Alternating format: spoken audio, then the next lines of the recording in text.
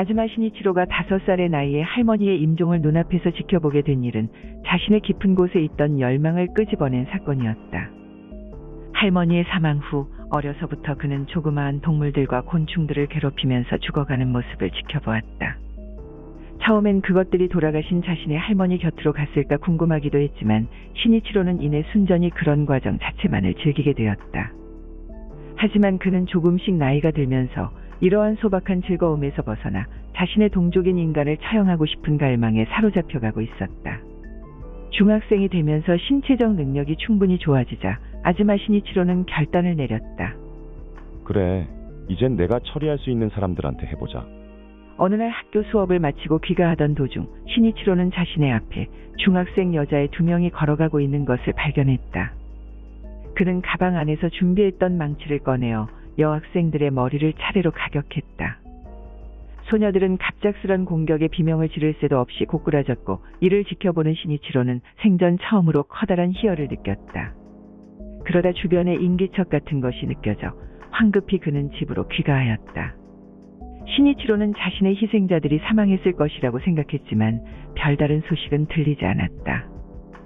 다만 학교 선생이 학생들에게 최근 어느 중학교 여학생들이 이 근처에서 불상의 공격을 당해 크게 다쳤다며 등하굣길을 조심하라고 당부했을 뿐이었다. 시니치로는 자신의 계획이 틀어졌다고 생각하며 제대로 한 번 살인을 해야겠다고 다짐하였다. 한 달 뒤 그는 초등학생 여자 어린이를 망치로 내려쳤지만 그 아이는 바로 죽지 않고 달아나 버렸다. 이번에도 실패했다고 생각한 시니치로는 10분 후 다른 초등학생 여자아이의 복부를 칼로 찔러버렸다.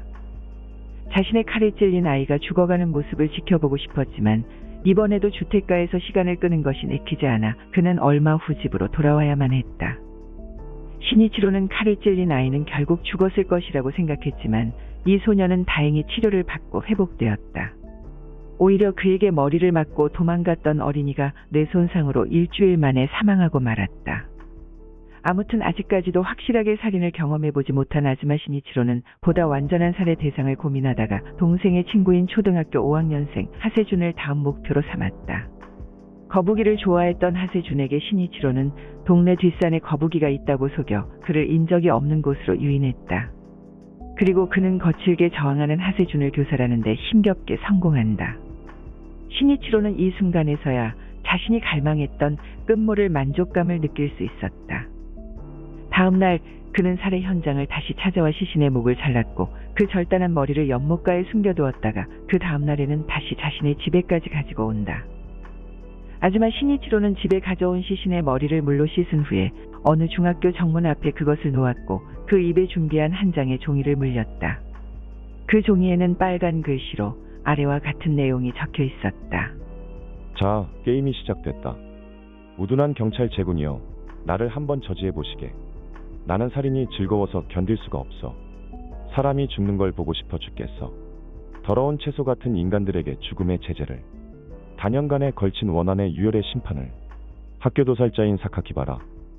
처음엔 범인이 30대의 오타쿠 남성일 것이라고 가정했던 경찰들은 이 도전장의 필적 감식과 유명한 미국의 프로파일러 로버트 레슬러의 조언에 따라 10대 소년으로 범인의 연령대를 낮추어 잡고 수사의 방향을 전환했다. 그리고 얼마 지나지 않아 하세준과 친분이 있었지만 가끔 그를 괴롭히기도 했고 이웃들이 꽤 위험하게 여겼던 중학생 소년 아즈마 시니치로가 수사관들의 눈에 들어왔다.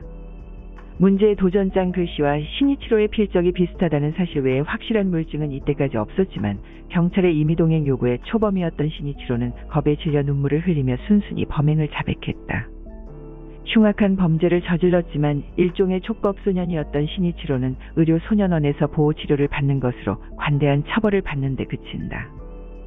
그는 약 8년간 해당 소년원에 갇혀 있었는데 그 와중에 소년원의 여자아이들을 다른 남자 원생들과 집단 강간하기도 하는 등의 문제 행위를 지속했다. 그리고 소년원을 나온 아즈마 시니치로는 표면적으로는 자신의 범행을 반성한다면서 과거에 자신이 사람들을 해친 경험담을 책으로 냈다. 하지만 이 일로 인해 그의 피해자와 유가족들은 또 한 번 마음의 상처를 입었을 뿐이다. 그리고 이 사카키바라의 책은 꽤 많이 팔려 시니치로는 자신이 자주 이용하는 성매매 업소들에서 VIP가 될 정도로 상당한 인세를 벌었다고 한다.